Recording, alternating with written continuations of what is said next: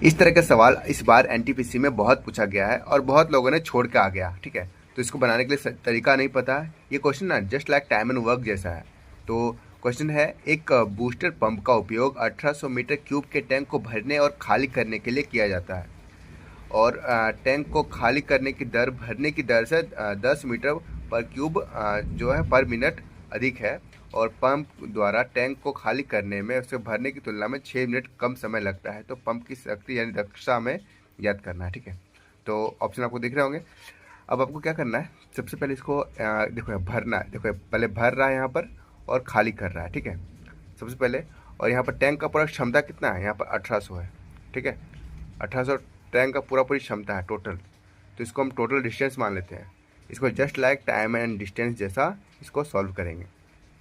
तो यहाँ पर जो है क्या बोला है कि टैंक को खाली करने की दर उसे भरने की दर से 10 जो है ज़्यादा है। तो देखो खाली करने की दर यहाँ क्या लिखा है, यहाँ पर लिखा है खाली करने की दर भरने की दर से।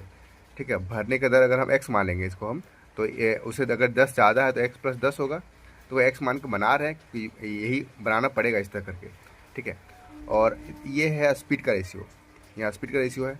तो टाइम का रेशियो क्या आएगा, जस्ट इसका रिवर्स कर देंगे हम। ठीक है, तो यहाँ पर x + 10 और यहाँ पर उल्टा हो जाएगा ये वाला, तो ये इधर आ जाएगा, ये इधर चल जाएगा। ठीक है, समझ में आ गया। अब देखो यहाँ पर दोनों को जो यहाँ पर नेक्स्ट को क्या बोला है, बोला गया है यहाँ पर कि पंप को यहाँ क्या लिखा है, टैंक को खाली करने में उसे भरने की तुलना में 6 मिनट कम समय लेता है। यानी कि ये जितना मैं खाली कर रहा है उतना भर रहा है, उसमें 6 मिनट का डिफरेंस है। तो 6 मिनट का जो डिफरेंस है तो वो इसमें से डिफरेंस होगा, यानी कि 6 मिनट डिफरेंस आ रहा है यहाँ पर। तो एक्चुअली में डिफरेंस कितना आ रहा है यहाँ पर, तो यहाँ पर इसमें से घटाएंगे, यहाँ पर 10 आ रहा है डिफरेंस। यानी 10 का जो वैल्यू है वही 6 के बराबर है। ठीक है, यानी 1 का वैल्यू कितना आएगा, 6/10। ठीक है, मतलब फिर से समझा रहा हूँ आपको, ये रिवर्स ले लिए। ठीक है, उसके बाद यहाँ पर डिफरेंस कितना है, 10 का है। ठीक है, और 10 का ही यहाँ पर वैल्यू दिया हुआ है, 6 मिनट कम समय लेती है। क्या बोला है यहाँ पर, क्या बोला है, पंप द्वारा टैंक को खाली करने में जितना देर में ये खाली कर सकता है और उतना देर भरने में कम समय ले रहा है, 6 मिनट कम समय ले रहा है ये।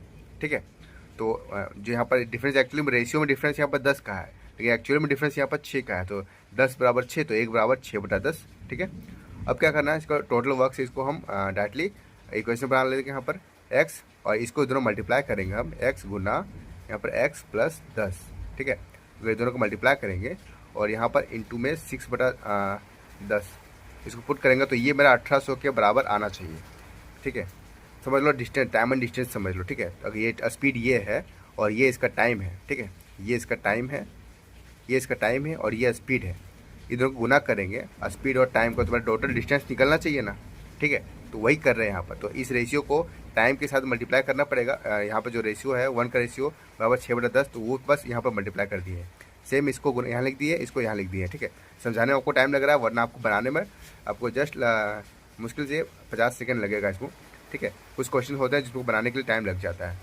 तो अब इसको सॉल्व करेंगे तो क्या करेंगे, यहाँ पर ऑप्शन का हेल्प ले सकते हैं। अब यहाँ पर क्या कर सकते हैं आप, यहाँ पर ऑप्शन पुट कर सकते हैं। ठीक है, जो ऑप्शन यहाँ पर बैठ गया, यहाँ पर 1800 यहाँ पर रिजल्ट दे दिया सॉल्व करने के बाद, वही मेरा आंसर हो जाएगा। अगर इस तरह नहीं करना चाहते ऑप्शन हिट, तो डायरेक्ट सॉल्व कर लीजिए। 6 × 18। ठीक है, यहाँ पर कट जाएगा, क्या हो जाएगा यहाँ पर x² और यहाँ पर +10x।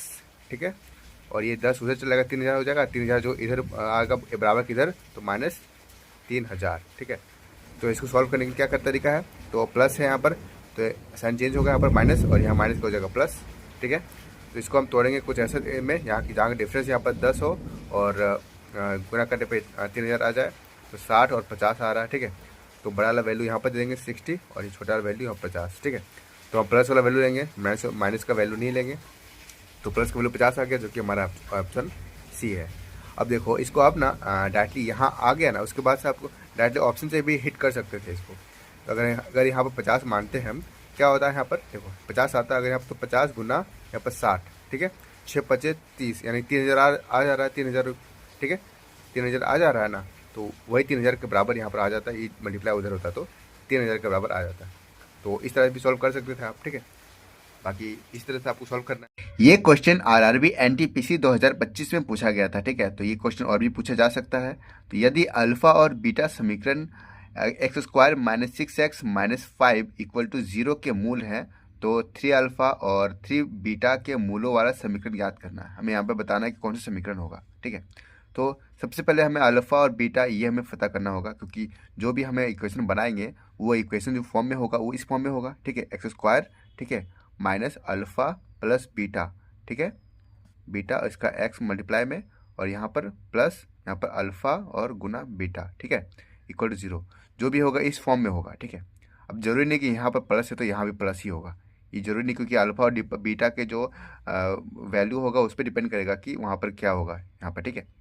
तो अब क्या करेंगे, यहाँ पर अल्फ़ा और बीटा हमें निकालना है। तो अल्फ़ा और बीटा निकालने का फॉर्मूला क्या होता है, यहाँ पर अल्फ़ा प्लस बीटा निकालने का फॉर्मूला होता है यहाँ पर माइनस बी बाय ए, ठीक है, माइनस बी बाय ए। तो माइनस बी क्या है, तो यहाँ पर जो इक्वेशन है यहाँ पर जो ये है ए, ठीक है, ये है बी और ये है सी।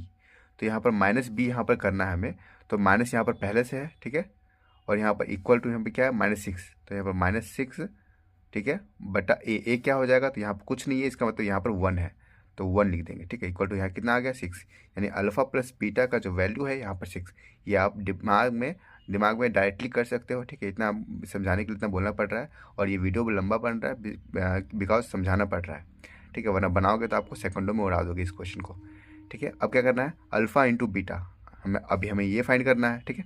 अल्फ़ा इंटू बीटा इसके के लिए क्या करेंगे, यहाँ पर सी बाय ए, ठीक है, तो सी क्या हो जाएगा, सी यहाँ पर कितना है -5 है, तो -5 लिखेंगे। यहाँ पर जो साइन है वो साइन इंपॉर्टेंट है, ठीक है, याद रखना।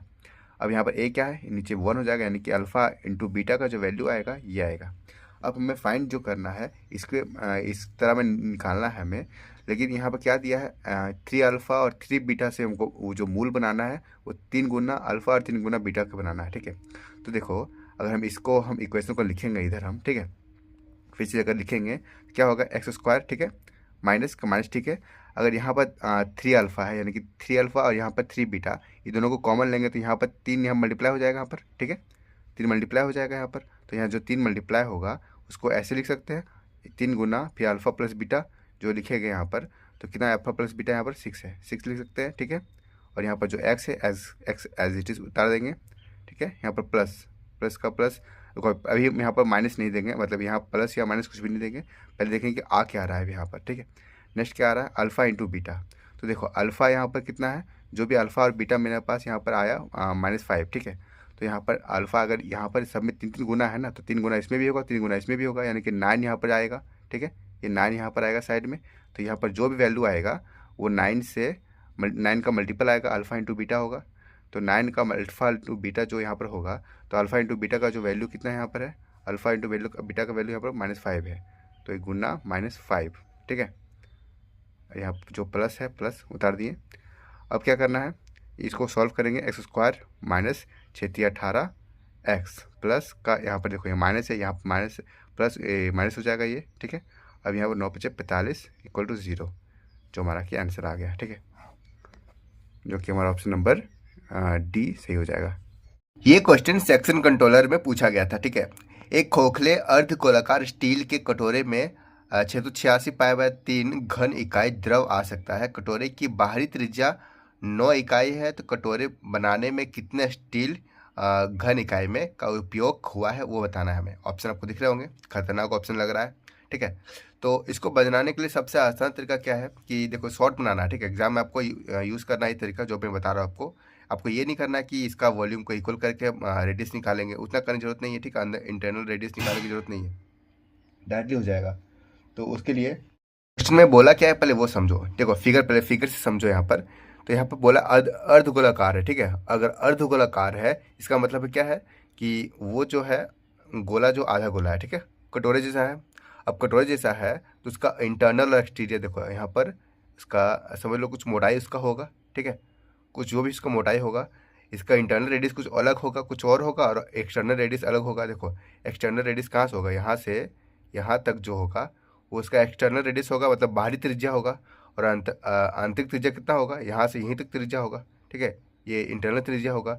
तो यहाँ जो डिफरेंस आया थोड़ा सा, तो वही दोनों रेडियस का बीच का डिफरेंस होगा, थोड़ा सा जो डिफरेंस आ रहा है यहाँ पर, ठीक है। तो हमें दोनों की त्रिज्या फाइंड करने की जरूरत नहीं है। हमें क्या बोला गया है यहाँ पर कि इसके अंदर ना द्रव भरा गया है, ठीक है।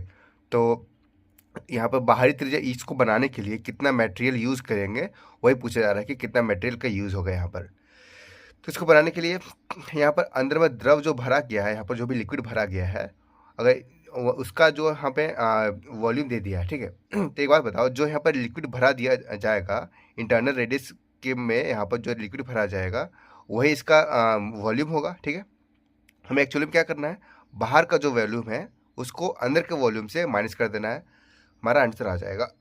तो अंदर का हमें वॉल्यूम तो पता दे दिया है हमें, ठीक है। तो हमें सिर्फ बाहर का हमें जो वॉल्यूम है वो फाइंड करना है। तो यहाँ से यहाँ तक जो वॉल्यूम है ना, ये दे दिया है यहाँ पर, ये दे दिया है, क्योंकि इतना द्रव जो भरा गया है वहाँ पर आ सकता है अंदर में, जो आ सकता है तो अंदर वाला में ही आएगा ना, बाहर में तो आएगा नहीं, वो अंदर में ही आएगा। और अंदर में आएगा तो उसका हमें वॉल्यूम दे दिया है, बस हमें बाहर का वॉल्यूम निकालना है और उसको माइनस कर देना है, ठीक है। तो देखो बाहर का वॉल्यूम का हमें बाहर का रेडियस हमें पता होना चाहिए, तो बाहर का रेडियस हमें दे दिया है। ठीक है, रेलवे ने समझदारी का काम किया, इसका रेडियस हमें दे दिया। तो इसका रेडियस क्या होगा, अर्ध वॉल्यूम जो अर्ध गोलाकार उसका वॉल्यूम किस निकालेंगे, 2/3, ठीक है, और इंटू पाए, और यहाँ पे क्या करेंगे, इसका क्यूब करेंगे, ठीक है। यहाँ पर 9:9:9, ठीक है। और ये जो आएगा इसमें से अगर हम घटा देंगे इसको 686, ठीक है, पाई/3, बस इसको सॉल्व कर लेंगे, हमारा आंसर आ जाएगा। देखो यहाँ से यहाँ तक का हमें वॉल्यूम पता चल जाएगा, ठीक है, पूरा पूरा, और अंदर का वॉल्यूम पता चल जाएगा। तो हमें बस 20 निकालना है तो निकल जाएगा, उसे माइनस करके निकाल सकते हैं आराम से ना, बस वही करना है हमें। काटेंगे इसको। ठीक है, कितना आएगा यहाँ पर, 9×9=81 या 243, ठीक है। और उसको दुगना करेंगे तो ये आएगा 486, ठीक है, 486 पाए, और बट्टे में इसका 3। अब यहाँ बट 3 नहीं होगा, 3 नहीं होगा, ठीक है, इसमें 3 नहीं होगा, यहाँ पर होगा।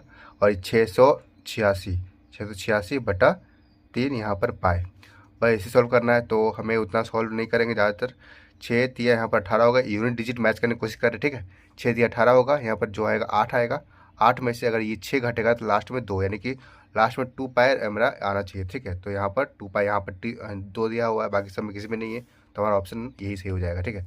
बाकी अगर चाहे तो, और अगर आप सॉल्व करना चाहें तो कर सकते हैं। ये गुना करेंगे, यहाँ पर कितना आएगा, 1458 यहाँ पर आएगा, पाए माइनस 686 पाए/3, इसको करेंगे हम तो क्या आएगा, 772 पाए/3 आ जाएगा मेरा आंसर, ठीक है। ये question RRB NTPC graduate level 2025 में पूछा गया था। 162 किलोमीटर की दूरी तय करने में अभय को समीर से 6 घंटे अधिक लगते हैं। यदि अभय की अपनी गति दोगुनी कर दे तो उसे समीर से 3 घंटे कम लगेंगे। अभय की शुरुआती गति क्या है। देखो अभय के बारे में पूछा जा रहा था कुछ, ठीक है। तो हम अभय का सारा गति वगैरह सब कुछ ट्रिक वगैरह अभय के लिए लगाएंगे, ठीक है। तो अभय के लिए सब कुछ लगा रहे हैं। तो उसका जो स्पीड है, पहले इसका सबसे आसान तरीका बता रहा हूँ, ठीक है। जो उसका स्पीड है वो पहले कितना था, 1 था मान लेते हैं हम, ठीक है। और वो दुगनी कर दिया, अपना स्पीड दुगनी कर दिया, ठीक है। अभय ने अपनी गति दुगनी कर दिया, ठीक है।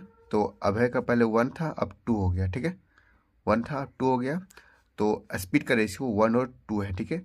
तो इसका टाइम का रेशियो क्या आएगा, जस्ट इसका रिवर्स कर देंगे, 2 और 1, ठीक है। ये इधर, ठीक है। टाइम का रेशियो आ गया। अब देखो चेंजमेंट कितना आ रहा है यहाँ पर, 1 का चेंजमेंट आ रहा है, ठीक है। यहाँ 1 का चेंजमेंट आ रहा है यहाँ पर। और यहाँ क्या बोल रहा है कि पहले उसका जो लग रहा था ना, यहाँ पर 6 घंटे लग रहा था, 6 घंटे अधिक लग रहा था यहाँ पर पहले, और अब लग रहा है 3 घंटे कम लग रहा है, ठीक है। तो डिफरेंस कितना का है वो देखना है, ठीक है, डिफरेंस। तो डिफरेंस यहाँ कहने का मतलब ये है कि अगर आपको समझ में नहीं आएगा, कन्फ्यूजन होगा, उसके लिए एक इस तरह चार्ट बना लेना, ठीक है। इस तरह करके बना लेना। उसके बाद क्या करना है, यहाँ पर देखो 6 घंटे, यहाँ पर इधर प्लस वाला इधर माइनस वाला, ठीक है। तो 6 घंटे पहले ज़्यादा लग रहा था, तो 6 इधर आएगा कहीं ना कहीं, 6 इधर आएगा। और यहाँ पर -3, तो 3 इधर आएगा, ठीक है। -3 इधर आएगा। दोनों के बीच में डिफरेंस कितना है, तो यहाँ से जाने के लिए यहाँ पर 9 का डिफरेंस है यहाँ पर, ठीक है। यहाँ पर 9 का डिफरेंस है। तो यहाँ पर 1 बराबर वही 9 है, ठीक है। 1 बराबर यहाँ 9 है। तो यहाँ पर 2 बराबर कितना आएगा, तो पहले जो स्पीड आएगा यहाँ पर, पहले जो टाइम आएगा यहाँ पर 9 2 दूना 18 हो जाएगा, ठीक है। पहले इसको 18 घंटे लग रहे थे और अब उसे 9 घंटे लग रहे हैं, ठीक है। तो यहाँ पर एक्चुअली डिस्टेंस कितना है, तो 162 का डिस्टेंस है। और वो 18 घंटे पहले इसको लग रहा था, तो उसका स्पीड कितना होगा, 18 से अगर डिवाइड कर देंगे तो यहाँ पर आएगा कितना, 9, जो कि यहाँ पर 9 km/h उसका स्पीड है, ठीक है, ठीक है। जो कि हमारा ऑप्शन नंबर सी सही हो जाएगा, ठीक है। इस तरह के क्वेश्चन को इसी तरह सॉल्व करना है। देखो यहाँ पर जो इसमें मानक विचलन निकालना है हमें, मानक विचलन निकालना है। नॉर्मली लोगों को मानक विचलन निकालना आता है, लेकिन इसके बावजूद ये जो डाटा ऐसा दिया हुआ था, ऐसा सेट किया हुआ था कि इसमें लोग कैलकुलेट कर ही नहीं पाए। ठीक है, कैलकुलेशन ही इन लोगों को बहुत हार्ड पड़ गया। नॉर्मली एक दो डिवाइड अगर होता इसमें तो वो आसान से हो जाता, लेकिन यहाँ पर जो स्क्वायर करना पड़ रहा है वो ज़्यादा करना पड़ रहा था, इसलिए नहीं कर पा रहा था। तो नॉर्मली मैं आपको यहाँ पर मानक विचलन निकालना नहीं सिखाऊंगा, बल्कि इस तरह के कैलकुलेटिव क्वेश्चन को मानक विचलन जो होगा उसको कैसे सॉल्व करेंगे वो बताऊंगा। ठीक है, मैं आपको ये मान के चल रहा हूँ कि आपको मानक विचलन निकालना आता है। बस इस तरह के कैलकुलेटिव सवाल को कैसे आप तुरंत कर सकते हो, ज़्यादा स्क्वायर ना करने, ज़्यादा गुना भाग ना किए बिना। ठीक है, तो क्या करेंगे इसको, सबसे पहले जो यहाँ पर डाटा दिया हुआ है, ठीक है, 6, तो यहाँ पर 4, 8, 6, यहाँ पर 5 और 3 और 9, ये डाटा जो लिख दिया हुआ है यहाँ पर, इसका हम पहले माध्य तो निकालना ही पड़ेगा, उसका कोई उपाय नहीं है, माध्य हमें निकालना ही पड़ेगा। ठीक है, तो माध्य क्या आएगा यहाँ पर, 8 4 12 6 18, 5 + 3 और 9, ये 35 आएगा। ठीक है, 35, टोटल संख्या कितना है यहाँ पर 6। ठीक है, तो 35/6।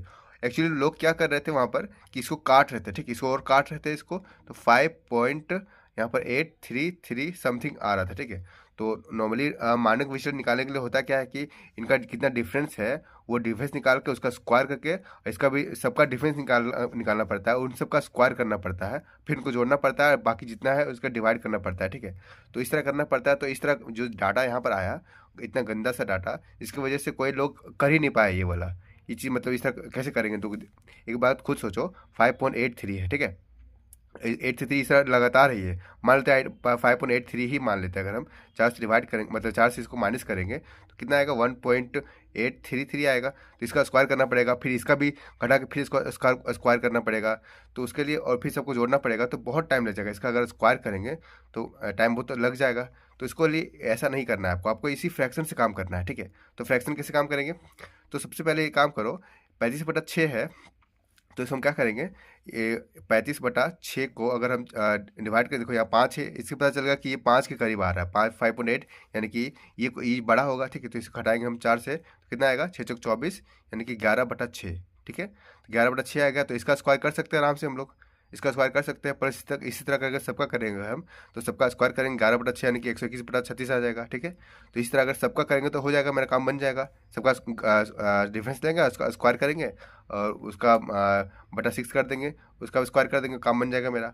तो देखो, इसको और आसान करने के लिए एक काम करो, यहाँ जो 6 है वो सबके साथ यहाँ पर ना, देखो यहाँ पर 6 जो है सबके साथ मल्टीप्लाई होगा ही होगा, तो 6 को हम पहले सबसे मल्टीप्लाई कर देते हैं। ठीक है, यहाँ पर 6 से मल्टीप्लाई करते हैं, कितना आएगा, 24। ठीक है, फिर 6 को इससे मल्टीप्लाई करेंगे, कितना आएगा, 48। ठीक है, 6 छक 36, 6 पचे 30 और 6 3 18 और 6 9 54। ठीक है, 1 2 3 4 5 6 संख्या आ गया मेरा। देखो यहाँ पर आ गया। अब हमें डायरेक्टली हमें 35 से कंपेयर करना है, 35 से कंपेयर करना सबसे आसान तरीका होगा। बाबा इतना कितना क्यों लिखेंगे इतना हम बार बार। अब डायरेक्टली हम कितना करेंगे, 35 से कंपेयर करेंगे, तो 24 और 35 में डिफरेंस है 11 का। ठीक है, तो 11 लिखेंगे, 11 का स्क्वायर करेंगे। ठीक है, 11 का स्क्वायर प्लस यहाँ पर कितना होगा, 48, डिफरेंस कितना है यहाँ पर, तो यहाँ पर देखो 13 का डिफरेंस है। ठीक है, तो 13 हो जाएगा, 13 का डिफरेंस, 13 का स्क्वायर प्लस 36 का करेंगे, यहाँ पर कितना आएगा, 35 कंपेयर करेंगे तो कितना आएगा, 35 का 1 का स्क्वायर प्लस यहाँ पर कितना आएगा, 6 का स्क्वायर। ठीक है, प्लस 18 यहाँ पर हो जाएगा, 17 का स्क्वायर प्लस यहाँ पर कितना हो जाएगा, ये 19 का स्क्वायर। ठीक है, बटा यहाँ पर नीचे सबका 6 आएगा। देखो यहाँ पर अगर यहाँ पर 6 आ रहा है तो मतलब नीचे का भी स्क्वायर हो रहा है, सबका नीचे 6 आएगा तो 6 का भी स्क्वायर करना पड़ेगा हमें। ठीक है, तो अब इसे सॉल्व करना, ये तो आराम सॉल्व कर सकते हो आप। ठीक है, इतना आप तो आपको करना ही पड़ेगा। इस तरह क्वेश्चन हमेशा लास्ट में अटेम्प्ट किया था। ठीक है, तो 121, ठीक है, 121 प्लस यहाँ पर कितना आएगा, 169 प्लस 1 का स्क्वायर प्लस यहाँ कितना आएगा, 6 का 36 हो जाएगा प्लस यहाँ 17 कितना, 289 प्लस 361। ठीक है, अब बट्टा यहाँ पर कितना हो जाएगा, 36 हो जाएगा यहाँ पर। ठीक है, कैलकुलेशन बहुत लंबा हो रहा था, इसीलिए कैलकुलेशन को मैंने काट दिया है। ठीक है, जोड़ेंगे तो 977 आ जाएगा, बटा 36 आएगा। ठीक है, अब मानक विचलन कैसे निकलता है, देखो मानक विचलन निकालने के लिए यहाँ पर क्या करना पड़ेगा, जो भी यहाँ वैल्यू आता है, ठीक है, उसके बाद उसको रूट कर देंगे। ठीक है, उसको रूट किया जाता है, 977 है डिवाइड बाय 36। ठीक है, और जितना संख्या था, 6 संख्या था, तो 6 को डिवाइड कर देंगे, जो रूट है वो 6 में भी रहेगा। अब इसको अगर सॉल्व करेंगे यहाँ पर, तो यहाँ पर सॉल्व करेंगे तो 4.47 आएगा काटने पर, ठीक है, इसका रूट में आएगा। तो एक बात बताओ 4.47, लेकिन मेरा आंसर जो है वहाँ जो ऑप्शन है उसमें लिखा हुआ नहीं है। यहाँ पर देखो, यहाँ देख सकते हो, यहाँ पर दो ऑप्शन तो ऐसे एलिमिनेट हो गए क्योंकि यहाँ पर 1 पॉइंट में है। तो अब बचा दो ऑप्शन, ऑप्शन ए और ऑप्शन सी। तो क्या करेंगे, तो देखो यहाँ पर पॉइंट अगर हटाएंगे, पॉइंट अगर हम, तो क्या होगा, यहाँ पर 447 है तो इसको 21 का स्क्वायर के बराबर, यहाँ 21 के स्क्वायर के आसपास है ये, ठीक है। तो 21 का स्क्वायर के आसपास है, तो 2.1 का स्क्वायर समझ सकते हैं इसको, 2.1 का स्क्वायर के आसपास ये भी होगा, ठीक है। तो हमारा आंसर जो आएगा 2.1 आएगा, ठीक है, जो कि हमारा ऑप्शन नंबर ए है। Thank you. ये question RRB NTPC undergraduate level में पूछा गया था। तो बहुत लोगों ने बोल रहा था कि ये क्वेश्चन गलत है, लेकिन एक्चुअली में ये गलत क्वेश्चन नहीं है। ये क्वेश्चन आप एक बार खुद से ट्राई करके देख लीजिए, ठीक है, वीडियो को पॉज करके बनाने का कोशिश कीजिए एक बार, ठीक है। तो रॉबर्ट क्या बोल रहे हैं यहाँ पर, रॉबर्ट, क्रिस और जेरेमी एक निश्चित कार्य को 10, 14 और 21 दिनों में पूरा करते हैं। तो तीनों एक साथ कार्य शुरू करते हैं। रॉबर्ट 5 दिनों के बाद कार्य छोड़ देता है और क्रिस कार्य पूरा होने से ठीक 2 दिन पहले कार्य छोड़ देता है। तो कार्य पूरा होने में कितना दिन लगेगा, कितना समय लगेगा, ये पूछ रहा है। तो ये क्वेश्चन को सबसे पहली बार बनाओगे तो गलत होगा, ये नॉर्मल होगा, ठीक है, नॉर्मली गलत हो जाता है पहली बार बनाओगे। तो ये क्वेश्चन दूसरा बार में बनेगा। तो इसको बनाने का तरीका क्या है, यहाँ पर देखो, पहले रॉबर्ट है और यहाँ पर क्रिस है, ठीक है, और यहाँ पर क्या है, एक जेरेमी है, ठीक है, जेरेमी है। तो ये रॉबर्ट कर रहा है यहाँ पर 10 दिनों में, ये 14 दिनों में, और ये कर रहा है 21 दिनों में, ठीक है, ठीक है, यहाँ पर यहाँ तक क्लियर। अब इन दोनों का टोटल वर्क क्या निकलेगा, एलसीएम निकालेंगे इन लोग का, 221, यहाँ तक सबका हो जा रहा था, ठीक है। और अब क्या होगा, सॉरी 221 नहीं, 210 निकलेगा, सॉरी, ठीक है, 210, ठीक है, 210। और अब क्या करेंगे, इसका निकालेंगे 10 से, यहाँ पर कितना होगा, ये होगा 21, ये निकलेगा यहाँ पर 15, और ये निकलेगा यहाँ पर कितना, 21, 10 बार में चल जाएगा, ठीक है। ये अगर टोटल सबका एफिशिएंसी आ गया, ये टाइम है, और ये सबका एफिशिएंसी आ गया, ठीक है। अब क्या करना है, तो टोटल वर्क है, क्वेश्चन यहाँ क्या बोला है कि रॉबर्ट 5 दिनों तक 5 दिनों के बाद कार्य छोड़ देता है, ठीक है। यानी कि रॉबर्ट जो है 5 दिन तक काम किया कम से कम, ठीक है। तो 5 दिन तक काम किया अगर ये, तो कितना काम किया, ये 105 काम कर दिया। 110 में से 210 में से 105 काम कर दिया है, तो 105 काम इसमें से घटा देंगे हम, ठीक है। इतना काम हो चुका है, रॉबर्ट ने काम कर दिया इतना, तो बचा कितना, 105 बचा, ठीक है। अब बचा काम ये दोनों करेगा, ठीक है, ये दोनों करेगा। तो अब ये दोनों क्या करेगा, इसमें भी कुछ झोल कर रहा है। इसमें क्रिस जो है कार्य पूरा होने से ठीक 2 दिन पहले कार्य छोड़ देता है। तो कार्य कितना दिन में पूरा हुआ तो हमें पता है ही नहीं, तो करेंगे कैसे इसको। तो 2 दिन पहले कार्य छोड़ दे रहा है, यानी कि 2 दिन तक अगर ये रुक जाता तो कितना कार्य होता, उतना हम जोड़ देते हैं, ठीक है। तो यहाँ क्या हो रहा है, क्रिस जो है 2 दिन तक इसको और काम करा दे रहे हैं, ठीक है। 2 दिन तक कितना काम करता है, ये 30 काम करता। तो 30 काम जो है उसको यहाँ पर जोड़ देंगे। छोड़ देने से पहले जो होता है ऐसा कि टाइप क्वेश्चन में, इसमें हम जोड़ देते हैं। तो 5, यहाँ पर 3 और यहाँ पर 1, ठीक है। अब ये जो 135 काम है वो ये दोनों मिलकर करेंगे, तो कितना हो जाएगा, यहाँ पर जोड़ेंगे तो 25 आ जाएगा। 25 से डिवाइड करेंगे इसको, 125 135 डिवाइड करेंगे तो 25 125, ये 25 चौक 100, ठीक है, पॉइंट में आएगा, ठीक है। तो 5.4 मेरा आंसर आ जाएगा, जो कि ऑप्शन नंबर डी है। तो ये क्वेश्चन गलत नहीं है, बस बनाने का तरीका थोड़ा सा अलग है, ठीक है। ये क्वेश्चन आरआरबी जेई में पूछा गया था। x+1/17x = 3 है, तो यहाँ पर 76³ + 1/289 उसका x का क्यूब हमें फाइंड करना है, ठीक है। तो क्या करेंगे इसका, सबसे पहले देखो, इसकी आपको पावर 3 में जाने के लिए फॉर्मूला पता होगा आपको, कि जब यहाँ पर x+1/x रहता है, और ठीक है, जो भी यहाँ पर रहता है, अगर उसको हम जाएंगे, अगर हम उसके पावर में, ठीक है, x³ + 1/x³, ठीक है। तो क्या करना पड़ता है, यहाँ पर n का क्यूब करना पड़ता है -3n, ठीक है, ये फॉर्मूला है। तो सेम यहाँ पर वही फॉर्मूला अप्लाई करेंगे, ठीक है। इसका क्यूब आएगा, ठीक है। तो देखो यहाँ पर हमें लाना है ये, ठीक है, तो हमें इसी का कुछ यूज़ करके लाना पड़ेगा ये, है ना। तो सबसे पहले क्या करेंगे, यहाँ पर x का क्यूब आएगा यहाँ पर, ठीक है, x का क्यूब + 1/17 x का क्यूब, ठीक है। ये जो आएगा यहाँ पर क्या आएगा, तो इसका n का, यानी कि इसका क्यूब, इसका क्यूब क्या होगा, तो 27 होगा, -3 9 आएगा, ठीक है। लेकिन देखो, जब यहाँ कोई कॉफिशिएंट रहता है ना, कोई भी कॉफिशिएंट रहता है, तो वो कॉफिशिएंट यहाँ पर मल्टीप्लाई हो जाता है, ठीक है। तो यहाँ पर वो छुपा हुआ रहता है, यहाँ पर वो मल्टीप्लाई हो जाता है। तो यहाँ पर 1/17 है, तो 1/17 यहाँ मल्टीप्लाई हो जाएगा, ठीक है। क्या करेंगे अब यहाँ पर, देखो यहाँ पर जो मेरा आंसर है 27 - 9/17 ये आ गया। इसको हम सॉल्व नहीं करेंगे अभी, ठीक है, बेकार में झंझट नहीं करना है हमें, बहुत लेंदी प्रोसेस हो जाएगा। तो हम देखो हम क्या पता चल गया, हमें एक्स क्यूब प्लस 1/17 एक्स का क्यूब पता चल गया है। तो हमें फाइंड करना है क्या, हमें फाइंड करना है 17, यहाँ पर 17 होना चाहिए, ठीक है। तो क्या करेंगे, दोनों तरफ 17 से मल्टीप्लाई कर देंगे, ठीक है। क्या करेंगे, हाँ देखो एक्चुअली हमें मिला क्या है, एक्स का क्यूब प्लस 1/17 यहाँ पर एक्स का क्यूब, ठीक है, ये मिला है। तो हमें दोनों तरफ अगर 17 से मल्टीप्लाई करेंगे तो इसको और इसको, दोनों को 17 से मल्टीप्लाई करेंगे, यहाँ भी और यहाँ भी, ठीक है, कोई दिक्कत नहीं है। तो यहाँ भी यहाँ मल्टीप्लाई करेंगे तो पहले यहाँ पर मल्टीप्लाई होगा तो 17 क्यूब हो जाएगा, 17 एक्स का क्यूब हो जाएगा, ठीक है।